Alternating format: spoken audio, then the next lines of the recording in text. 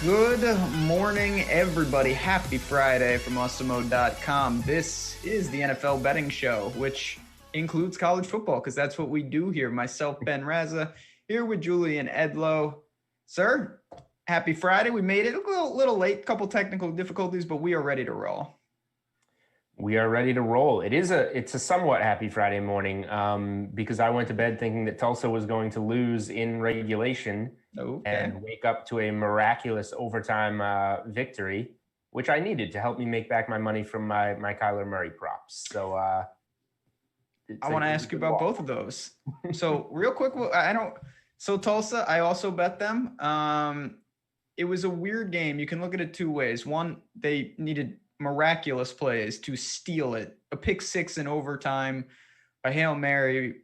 They also lost their starting quarterback. They had 3 turnovers that were crippling. It was a weird game. I really did think they're the better team. I came away thinking that they were the better team, but at the same time, they were extremely fortunate to cling back and win by 6. Yeah, I mean, I've seen the highlights. I'm not going to pretend like I broke down the game because I turned it off and accepted the loss. Fell asleep watching the end of that NFL football game. So again, fortunate. Yes, there's no other way to spin it. Very fortunate, but they did play very well, have some weird turnovers, some turnovers that might not have been turnovers. Yeah, I didn't love that call. Like you said, weird Thursday night game. No doubt. I want to ask you, I don't really think this is a weird game, but obviously most people, Chad, I'm sure, was watching the rematch between the Cardinals and the Seahawks. Second game for them. Arizona beat them first time. Seattle wins last night. What did you make of it? I mean, Kyler, I don't know how hurt he was. He didn't look as good as he normally did. It kind of felt like Seattle was always in control. Then they get the safety. Any takeaways from what you saw?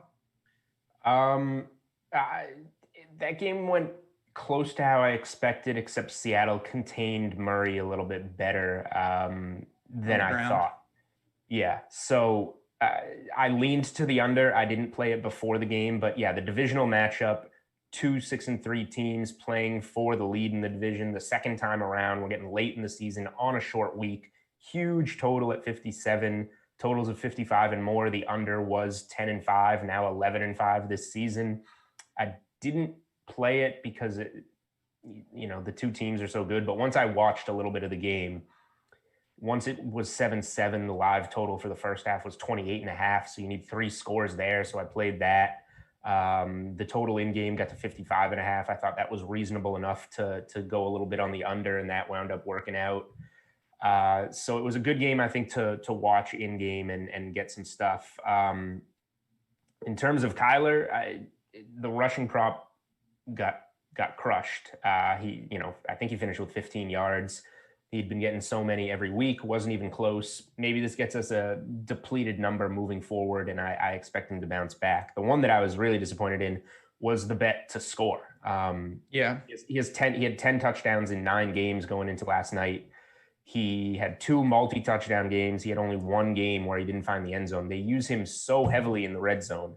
35% of the red zone carries of the Cardinals belong to Kyler Murray. They gave him a chance with a call on the goal line. Seattle was ready for it. He didn't get there. That was probably the most disappointing swing in that game for me. That otherwise went pretty much how expected. I should have gotten on Seattle, especially when it was at 2.5. More desperate team at home, really needed that win. But I'm heavy on Seattle in the futures market, so I just kind of let it ride out. Similar to me, honestly, in the same sense that I definitely need Arizona to not finish the season strong, and that kind of kept me off what I knew would be a massive swing game. It's going to come down, and we'll talk about this throughout the show. It's going to come down to those 2 Rams games for them. They have the Rams twice left, so if either of them, if they sweep the Rams or the Rams sweep them, that'll probably determine a lot. Did I watch the Tulsa game instead of the NFL game? Humble brag, but I have multiple TVs, so I had them both going, sweating them out side by side. I was more concerned about Tulsa, though, so that's for sure. I remember when I had that set up. It was nice. It's fantastic. It's good stuff. But anything else that you want to talk about on the NFL side from Thursday? Obviously, we're going to get into the picks. this week, and we're going to talk some college, but I wanted to make sure we covered anything that you saw last night. No, pretty much how expected. I think both teams are going to be fine moving forward, really. Yeah, I agree. I mean, they're just good teams. It was a back and forth game. I don't take a lot away from it. Obviously, we'll have to see if Kyler is hurt, but I don't think that he is. It didn't seem like a huge deal. Other than that, a couple things. Obviously, these are important things too. One, chat, happy Friday as always. If you can hit the like button, if you haven't subscribed to the channel, what are you waiting for? Go click that button, click subscribe on YouTube, hit the notification bell because we have shows on shows on shows. I have a college football show tomorrow. Obviously, we have jam-packed NFL schedule leading up. And then next week let me ask you, Julian, are you a big Thanksgiving slate guy or do you hate that slate? I'm neutral to it. I'm not like, yes, the Thanksgiving slate is here, I have to like go all in. Yeah, that's something I do. I do enjoy the 3-game. I am a small slate guy, I guess, and I don't play like the 4 p.m. slate as much on Sundays because you just get caught up in everything and get busy. So it's nice to have like a 3-game slate that you can just focus on that day. I like it more than showdowns. So it is one of the only times that we get those, and I enjoy that. And it also simplifies the Sunday slate a little bit. So yeah, I mean, the games aren't great for betting, but it's a good DFS slate, I think. And then the nightcap with Ravens Steelers is a really good game. So I think it's going to be a pretty good Thanksgiving slate. Yeah, I'm pretty excited. I'm going to talk about that game actually at the end of the show. I do want to say, though, we are running a great promo code. It's on your screen right now, Mayflower. $1 weekly NFL Express package. That's going to include all the showdown tools. Obviously, you get a glimpse behind the curtain. And if you like it, and we think you will, we hope you'll stay around and maybe you'll get a platinum or a monthly pass, and then you get all the tools. But this is a great way to come in for a week, and it's a great way to do it. Obviously, we have so much going on, and the Thanksgiving slate is in there. So get to the window, sign up literally for $1, promo code Mayflower. But let's move it to tonight. This is where I was saying, you know what, this show, we may not be the most tech savvy, we might not be this, but we are picking winners on Friday night college football. 4 Friday night winners in a row. Let's hope we keep that up. It's kiss of death for me to announce it, but you know what? We have 4 games tonight to get into. It's not the best slate. It never is, but we've got some variety. So we go to the ACC for Syracuse and Louisville. We go to the Big Ten. We've got Purdue and Minnesota. We go to the Mountain West, which I don't know a lot about those teams, I'll be honest, for Air Force and New Mexico. And then we just go, I'm not even going to pretend we got FAU and UMass. Did anything, right off the bat, I just wanted to ask you, I mean, did anything stand out to you? And then we can dive into, there is one game that caught my eye. Yeah, so I never know much about these Friday slates, but I am able to identify what looks like spots, and I'm getting good at guessing where your spots are. Like Louisville and Syracuse, that's a game that people know. Minnesota, Purdue, that's a game that people know, but I don't have a strong take on either side in either of those games. So probably stay away spots for me. I have no idea what's going on in the Big Ten. I like fading Michigan. Playing Wisconsin last Saturday night was one of the easiest plays that you will come across. As soon as I saw this, I said that you are probably fading your own UMass Minutemen by playing FAU. And you told me that's correct. It is. So that was the spot that I had my eyes on. My question was that I asked you before the show, what is more likely? Because if we're going to take FAU to cover 33.5 and we're going to say UMass, let's give them a score. Let's say they score in this game and get 7 points. That means FAU has to get to 41 points or more to cover this game. So what is more likely, FAU getting to 41 or UMass staying under the 7.5, which is their team total? And I was going to say, let me see what the FAU team total is to see about where they're supposed to be. I pulled it up on DK Sportsbook. They were 41.5 with like minus 125 to the over. Now it moved to 42.5 already with minus 121 to the under. So FAU should score in this game. The question is, the UMass team total is minus 121 to the under 7.5. Obviously, got to score twice to get there. What is the best way to play this, I guess, is my question. Yeah. So this is where you kind of, it's tough because there are scenarios both ways where I could honestly see it being 31-3 and it's just not enough. Mm-hmm. I could also see scenarios where it's like 55-10. Both of those are live. So let's get into it.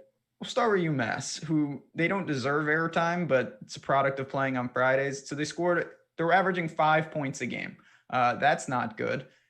How they even got 10 points against Marshall is beyond me. I don't really understand. They scored 0 against Georgia Southern. They've thrown multiple quarterbacks out there. I think they've settled on the 4th guy that they've tried. He seems better, and better is relative. They have absolutely no offense. Defensively, let me ask you one quick question. You said you don't know how they scored 10 points against Marshall. How did they score 10 points against Marshall? Like literally. So let's dig into it, because it's not something that game got out of hand, but I will say that UMass did not score in garbage time. So it was 14-7 at the end of the first. Whoa. Now they drove it down. They had a successful drive in the first quarter, and they added a field goal at one point. So they had some success. They gained 190 yards in the game, 41 yards rushing. For them, that's actually pretty good, but they only had 1 turnover. For them, that's pretty bad. They had 99 yards passing with one of these guys. Again, these numbers for a normal person, you're saying, what are you talking about? Like 99 yards passing, but you got to understand how bad this team is. So it's not like they can't score, but I'll say this. We were on FAU against Florida International last week. Mm-hmm. FAU's defense is fantastic. This is not like they're just playing some average team. Florida Atlantic limits good teams to few points. So what are they going to do against a UMass offense that can't move the ball at all? Literally at all. That's why I'm talking about the 7.5 team total. It could just be one garbage. They get a garbage 7 on the board. Like, I don't know. There's a chance that I split these two bets and go team total and spread. Team total under on UMass and FAU spread. Mm-hmm. Yeah, I mean, listen, so just to tie a bow on, and then we can move on, and we're going to get to NFL, obviously. All right, you've got a team averaging 5 points a game. They have no offense at all. Defensively, they return 9 starters, but I think that honestly might be a bad thing, because they were historically one of the worst defenses in the last 20 years last year. So getting those guys back, I'm not sure is helpful. They're giving up 7 yards of play. That's horrendous. Florida Atlantic now on the other side, we both saw this. They moved to the mobile quarterback. He had I think 180 yards rushing in the last game against FIU. He's going to cause all sorts of problems for them. They're going to run it down their throat. I actually like that they moved to the mobile quarterback, because that's so much harder to stop if you don't know what you're doing. Right. It really I know laying 33 points is something that's kind of ridiculous, but I don't think we can stress how bad UMass is. I'm going to lay these points, and I feel pretty comfortable with it. If Georgia Southern beat them 41-0, and Marshall, I watched that game, as embarrassing it is. UMass was extremely fortunate to hang in and lose by 41. I think it's going to be around. I would call that hanging in. I would say they were extremely fortunate to lose by 41. It just feels like no matter what quality of opponent, and FAU is a solid team, 35 plus is going to be more likely than not. So I'm going to lay the points. The number being under 35. 35 seems like the key number in this game. Correct. That way. Yeah, as crazy as it is. So we'll see. It's going to be bad, and I like it. Other than that, though, I'll be honest, the other 3 games I am passing on. I don't see any value in the ACC. I don't know the Mountain West teams that well, and Air Force, they only run, so that makes it a little difficult to break down. Purdue seems like the play, because Minnesota is awful, but it also seems like a giant trap. That's what I was going to say. So if I played anything else in college football tonight, I think it would be watching the Purdue-Minnesota game and seeing if something stands out in game. Yeah, I mean, listen, you can absolutely do that. And it's not to say that there's no guarantee that, and this is why one of the many reasons to get in our premium Slack, we'll be talking about these games later. And if something comes up, maybe I will take a position, but FAU by far, that is going to be the team that extends this streak. That's what jumped out to me, and I knew that you were going to be going there. Yeah, I mean, and you know what? We're going to be talking a lot about this on the show because college basketball is starting, and I am a huge believer that the teams that nobody cares about is where the value is. Like, I know UMass football better than most because I went there and I pay attention to them. They're horrendous. They're way worse than teams like Akron, way worse than these other creative schools. So, like, I don't think the books are accurately projecting how poor this team is. So I'm going to lay the points. We're going to extend it to 5. FAU minus just a casual 33.5 tonight. No big deal. I'm on board. Take them on the money line, minus 100,000, just to extend that streak. If we're dishing out one winner tonight, FAU money line is one that I feel comfortable with. Pretty comfortable. Certainly tomorrow, keep an eye out. I'll have some content posted on the Saturday slate. I mean, Julian, it's just been ridiculous how many games are getting canceled, though. It's been brutal. Yeah, I enjoy playing the college DFS from time to time, but we're busy on Sundays. Obviously, NFL is where we both, spend a lot of time working. So I like to enjoy some free time on Saturdays, and I can't spend it all paying attention to what's going on with these games. So it just makes it, I would rather bet on a game than have to navigate a slate that it just all connects. You need to know everything about every game. I just want to pick a couple games that I'll play. And if one gets canceled, then your bet gets voided and you don't lose all your money. Correct. I will say, though, if you do want to play DFS, there is, and I can say this confidently, there's no better person to come and listen to than Matt Gajewski. And he will be on with me. He has too much information. Too much. It's literally information overload. That article is a monster. It'll be posted on the Awesemo site and the show tomorrow morning, 9:45 Eastern. So we've got that, but we got to flip the page. We're going to Sunday, NFL. We got a bunch of games, 11 in the main slate. Then we get a night game. So let's do it here.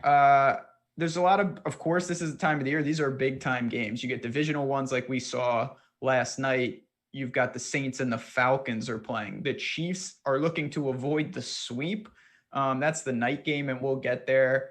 Some other games, but the game I want to start with, Julian, is the Saints and the Falcons. They're a 4-point favorite at home in the Dome, but it's Jameis Winston season. What do you make of the QB switch? Does that matter to you? Does that make you more likely or less likely to bet this game? I think it makes me less likely because there's more unknown. And Kamara being dinged up, like seriously dinged up, is also a concern. But he also could come out there and have a great game, and they're going to need him to have a great game with Winston in there. There's too many moving pieces. Seeing Winston in a new offense, we always expect him to make mistakes. Maybe maybe in this offense he's going to make less mistakes. It seems like Arians' offense with the Bucs is an easier way to make mistakes. And they also might limit him a little bit more. It's a good matchup against Atlanta. I think this is a game I'm looking to way more in DFS than in the betting world. So I've been looking, maybe is there a prop that is going to jump out to me in this game? Not really, and I'm not comfortable with taking a side in this situation. I'm going to hopefully, with Breeze being out long term or somewhat long term, this is a game where we can maybe learn something to use in the weeks ahead of us. So I don't think I'm going to be taking any kind of sides in this game. I don't love it either. I look strongly. So the over under sits at 51.5. Part of me thinks that they really limit Jameis and that part of his turnover problems where they were pushing the ball down the field. And I don't think that's what Sean Payton really wants to do. It's a lot of dink and dunk, and it could burn up a lot of clock. But I do not have that as a play just yet. The one thing, and I think you'll agree, and there's a lot of moving parts to this, if for some reason your book has a line on Latavius Murray and Kamara is ruled out, I would strongly suggest going to the over on his rushing prop. They could turn to a very run-heavy focus, and he could be an integral part of the offense.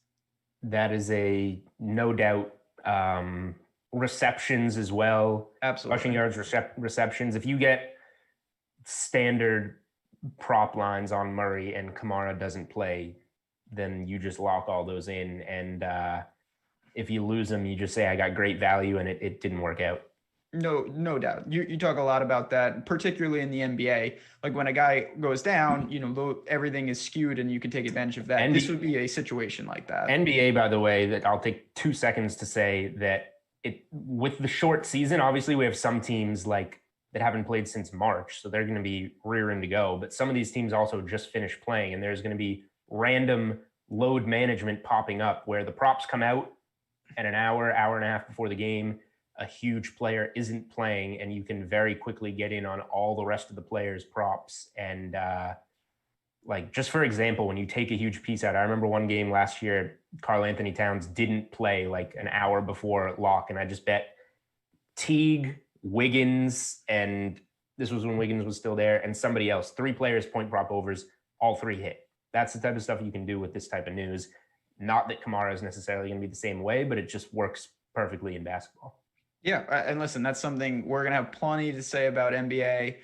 College basketball doesn't have props, but we're going to be breaking that down, so stay tuned. It's going to get literally insane. I dusted off I dug in just a little last night to college basketball, and the first thing that I noticed is there's a team called Dixie State that's in D1. Never heard of that school in my life. The Trailblazers, for anyone that cares. Anyway, Luffy in the house. What's up, fella?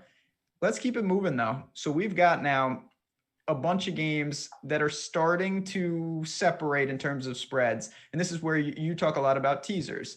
I want to throw a couple out there. Is this a teaser week for a team like the Steelers? 10.5-point favorite on the road against the Jaguars. You've got Minnesota sitting as a touchdown favorite at home against the Cowboys. You could tease that basically to a pick 'em.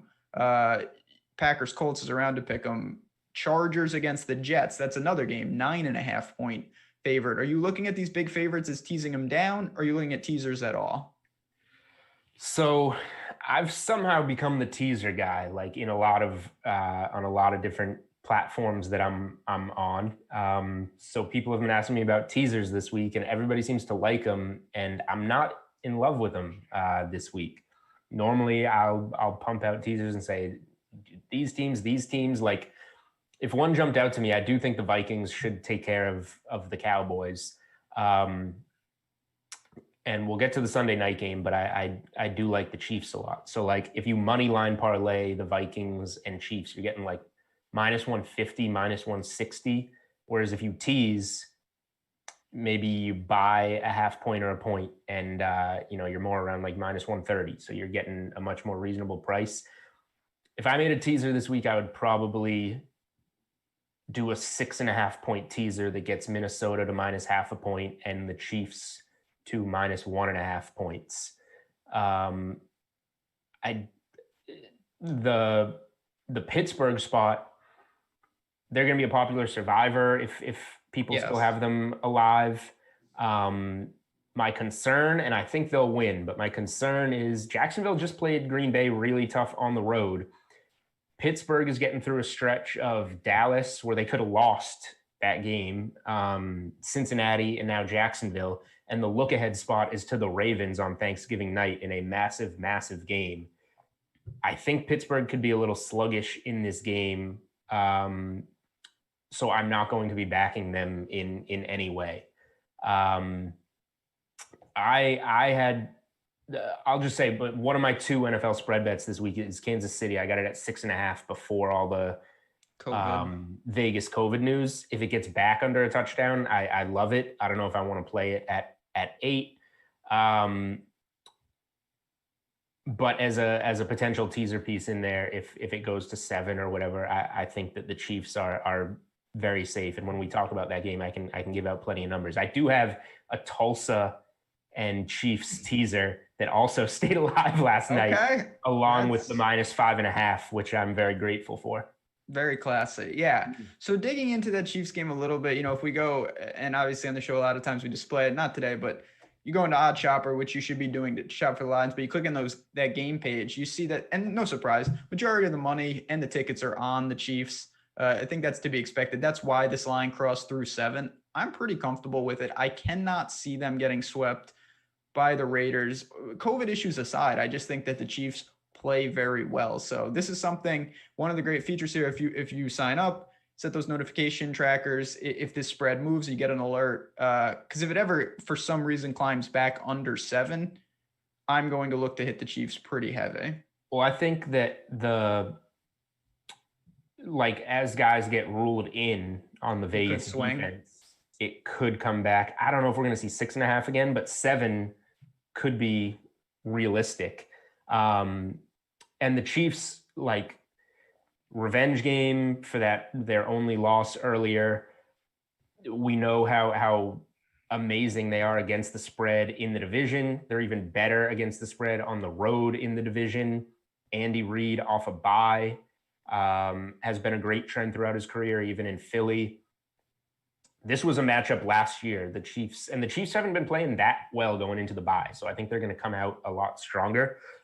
Last year, the Chiefs came out of the bye and beat the Raiders 40-9, I think the final score was, in this exact same situation. And it started a streak of them they covered every game the rest of the season through the Super Bowl. They went 8-0 straight up, 8-0 against the spread, 16 point per game average margin of victory, ran the tables. So this is where Kansas City gets going. And, I would consider late. If it's 8 at kickoff and you haven't bet the game, I would still consider the 8, because I really think Kansas City gets this by double digits. Yeah, it's the late game, so we have some time. We'll see what comes up. I do want to swing quickly back to before we go to a couple other games. I'm with you in the sense that the Steelers should win this game. They're probably going to be 10-0 going into Thanksgiving. I don't love it, though. I'll be honest. It's a bad number at 10.5. The Jaguars are at home. It's a mega trap spot in the sense of what you talked about. You've got the Ravens on deck, and the Steelers just haven't been as crisp in some spots. I mean, like you said, Dallas had opportunities to beat them. Baltimore not should have beat them, but had opportunities if they did not fumble many, many times. I will say, though, I hope the Steelers roll by 90 this week. There's 100% chance that I bet Baltimore on Thanksgiving. I'm going to bet Baltimore on Thanksgiving too. Baltimore is going to beat the Steelers on Thanksgiving, and if they're 10-0, I like it even more. So I'm right there with you. They're +2 and +107 on the money line right now. Yeah. I'm hoping that could swing potentially to around 3, depending on how these teams look. Baltimore, that was a game, though, just to transition a little bit. I'll be honest, I don't have a great feel. They are according to OddsShopper, a 4.5-point favorite at home against the Titans. I'm a little worried about that spot. I'm not saying that they can't get it done, and I don't have a strong take on the game. Is that a game you kind of just want to see more than bet? Yep, correct. And it was at 6.5 at one point, where I would say Tennessee would maybe even be a good teaser piece, even though I like Baltimore to win the game. Part of the thing with Baltimore here is, for the Pittsburgh Thursday night game to be as big as we need it to be, Baltimore has to win this game at home. Just because they obviously need to still have hope series with Pittsburgh, give Pittsburgh a loss, give themselves a win, but they're far enough behind now where they also need this win, especially with Pittsburgh playing Jacksonville, who is almost certainly going to be a win, even though neither of us love the spot. Might be an ugly game, but I think Pittsburgh's going to win. Baltimore's got to beat Tennessee on Sunday. They can't look ahead. Pittsburgh could maybe look ahead and come out flat and win that game. If Baltimore does that, they're probably going to lose to the Titans. And obviously, this Baltimore team isn't as good as they were last year. They're losing guys. I know Nick Boyle isn't a great DFS player, but he's an integral part of that team. He goes down. A lot of guys have been hurt. I still think that they should win at home against Tennessee. They should. They should have won. They should have probably beat the Patriots, who are about as good as the Jets on Sunday Night Football. That game. And here I am with my Pats shirt on. First time I can remember, other than when Cam got ruled out with COVID against the Chiefs and my Chiefs bet voided. First time I can remember betting against the Patriots and they come out and jam it down my throat. In the monsoon. extreme rain. I mean, not that, look, the Patriots were the wrong side of that game, but Baltimore had a chance late, and I couldn't even see the game through the rain that was coming on to the field, onto the cameras. And then 2 minutes after the game, it was completely clear on the field. I don't know what happened there. That was ridiculous.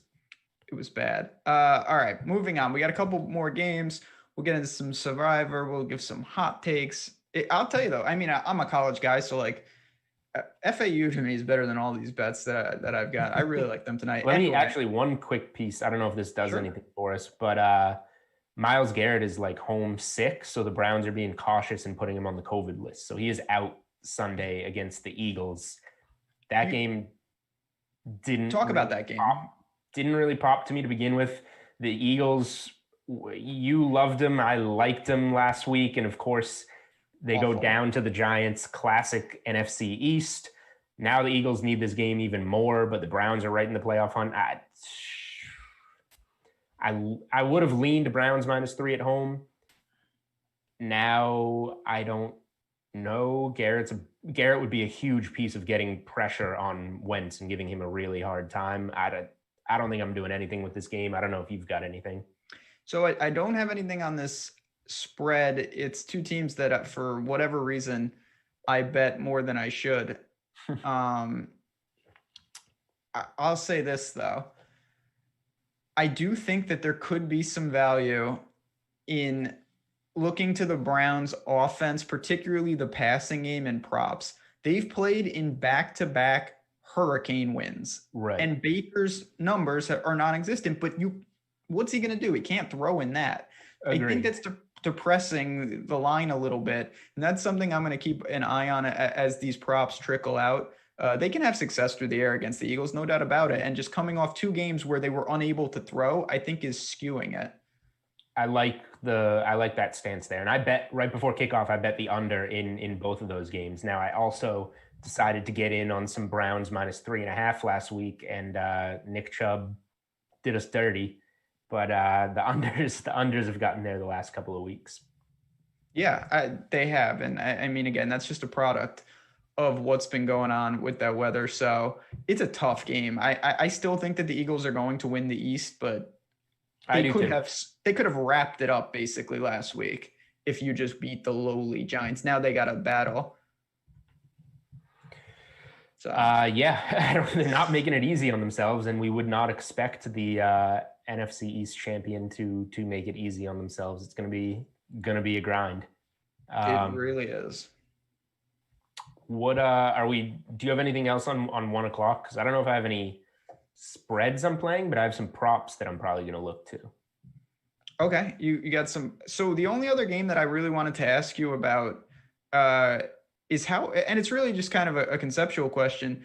How good do you think Miami is? Like, do you think they're a serious threat to actually get live in the East, to possibly push for a wild card? Tua has been efficient. He's not blowing me away, but he's doing enough. They are in a weird, sneaky, trappish game. They're 3.5-point road favorites going into Mile High against Denver, who's a mess. Logically, I feel like it's a Miami spot, but at the same time, those are road favorites are always a difficult, dicey situation. Yeah, Miami's definitely overachieving. I think the Bills are going to win the AFC East, which isn't a hot take, but Miami's becoming kind of a hot pick. They're in like the +200s now to win the division when they were in the +600s like a week ago. And obviously that finish in Arizona was a massive swing to the odds in the division. I don't think they're going to win the division. I do think that a wild card berth is realistic. And the second NFL bet that I do have, I have Chiefs -6.5. The other one I have is Miami -2.5. When it was at 3, like -105, and I bought the half point. So I have Miami -2.5 at -115. It is a trap spot to a degree, but I just don't think Denver's going to have the offense to get there, regardless of who the quarterback is, against a really good Miami defense. Simple as that. Yeah, I mean, listen, it's sometimes it's not a foolproof plan where it's like, oh, just fade the trap spots. They work out sometimes, they don't work out sometimes. That's how you got to kind of sort through each one. I'm not super sold on Miami just yet. I think they've got a good formula going. Flores is a good coach. I want to see what they do in the spot. If I had to take a position on the game, I do think I'd lay the points with Miami just because Locke is banged. Everything is just a mess in Denver right now, and we got to see how that shakes out. So keep that in mind. I just want to update quickly. Myles Garrett is now out for Sunday's game versus the Eagles. Yep. So yeah, he was on the list. I guess there was no ambiguity. He's just out. Well, it's like if you're on the list early in the week, you can get cleared. But if you get put on it on Friday, you need at least 2 or 3 negative tests, I think, and there's not enough time for that. So he just automatically, process of elimination, is not going to play. There you go. Any other games catch your eye there, or do you want to talk a little more about just like divisional stuff? I mean, Cincinnati and Washington is a game that's as bad as it gets. New England and Houston, those games are both sitting at basically pick'ems. Washington and the Patriots are both 1-point favorites in their respective games. What do you think about those spots? To me, they're passes. They would have to go north of 3 for me to take a position, and that's not going to happen. I kind of lean to the road teams. I think I like Cincy. I'm not going to bet them. I think the Patriots do win this game in Houston, but it's different. Like last week was a Patriots game. Like it's at home in the weather. You can grind it out. Like now you're playing indoors against Deshaun Watson, who has, Brandon Cooks has gotten going. Will Fuller is a threat. It does look like Stephon Gilmore is trending towards playing, which would help a lot. And that's kind of the thing that gets me over the hump in saying I do think the Patriots win the game.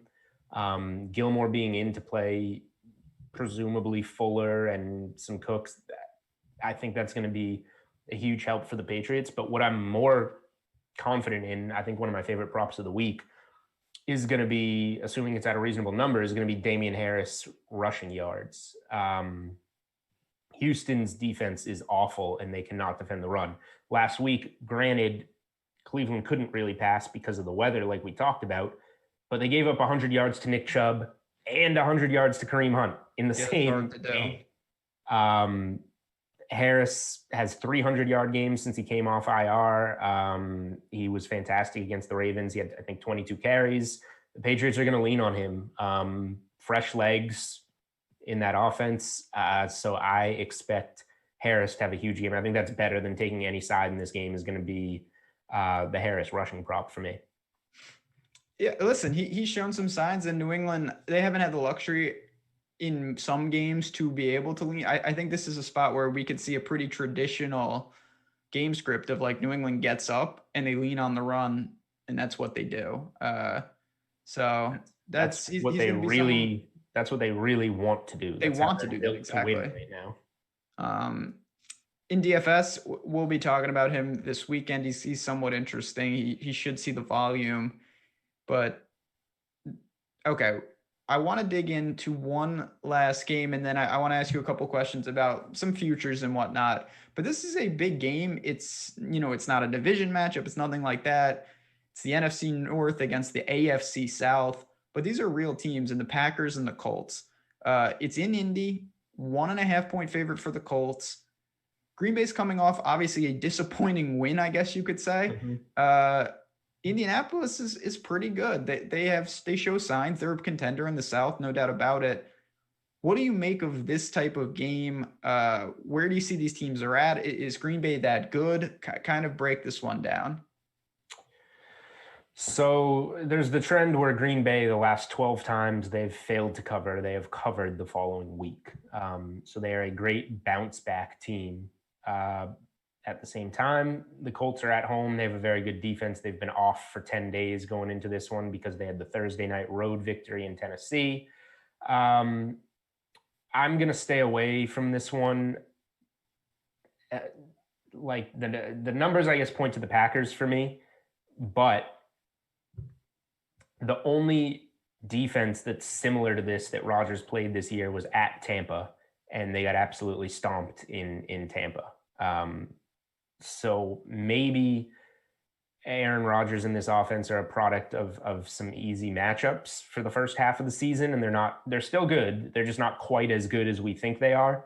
And when they play a defense like Indy's, maybe it'll go not quite as bad as we saw in Tampa, but closer to that than these 40-point outbursts we're seeing against the Vikings and the Lions or whatever. So I'm going to just see what we can learn from the game. I don't think I'm going to be betting it. I don't have a prop angle really on it or anything. Indy's been a team that's been tough for me all year. There were injuries. Rivers comes in. I'm not a huge believer in them, but I also am not overly sold that the Packers are that good. If I had to take a position, it would be the Packers. It's not going to make the list for me, though. It's just a spot. Maybe I get in live if one team falls behind. Over-under set at 51. That seems pretty reasonable. I may look, if I had to take one prop, and again, some of these props will be listed. Not that I love this. I do think that Pittman on the Colts is going to emerge as their best receiver. Yeah. I just like the way he plays. I think he's a good player, and Rivers is starting to realize that. So depending on where that line is set, I think he can have success in this game. But again, that's more of what Julian talks about a lot. The best part about props is looking for opportunities that changed via injury or COVID or something like that. Not just, you can bet other ones, but that's really where the advantage comes in. For sure. And I'll look to one other prop that I was excited about, and now it might not be there. DeAndre Swift is dealing with the concussion. Yep. Popped up midweek, not good. But if he's a full go, I bet his rushing over at 42.5 yards last week as soon as we heard that he was going to finally be featured. Reacted to the news there. He almost hit it in the second quarter, I think, or did hit it in the second quarter. He got 16 carries, went over 80 yards, I think. He was heavily involved in the passing game as two if you want to look to the rushing plus receiving. But if he's going to be locked into that same role of 20 touches or so against a very bad Carolina run defense, as long as he is a full go, that spot and Damian Harris are the two spots that I'm going to be looking to pretty heavily in terms of props this week. There you go. Yeah, for me, for props, and we're going to sum it up, and then I want to talk Monday night. For props, I'm going to look to Baker's passing, depending on what that is, because I think that's a good buy low spot. Latavius Murray, if Kamara sits, obvious spot.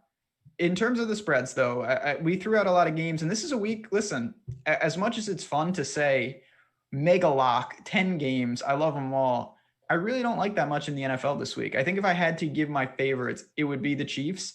Obviously, I would have preferred to get that around 7. We'll wait and see, but I think that they crushed them. To me, I think that the Jaguars are the correct side there if you're going to get 10.5. I honestly think at home, in a weird spot for Pittsburgh, although they win the game, I don't feel comfortable in that number. And if I had to give a third game, I think it would be, despite not loving Miami, I think they've done enough for me where I would take them as my third if I had to give a 3-pack this week. Yeah, so just quick recap of what I like, what I'm going to bet. Number 1 is Kansas City, but I got it at 6.5. Then the Damian Harris rushing prop would be where I would go. Then the Swift rushing prop, assuming he's healthy. If he's not, that's completely off the board. And then Miami would be my ranking of 4 strong plays this week. But FAU is ahead of all of them. FAU will be a play. No doubt about it. Chad, I just want to reiterate real quick, couple things. One, again, if you haven't hit the like button, hit the subscribe button, you're missing out. I guess I can say that. Why not? But if you hit the notification bell, that's actually something you'd be missing out on. You get alerted when all our shows come on. Super important to do that.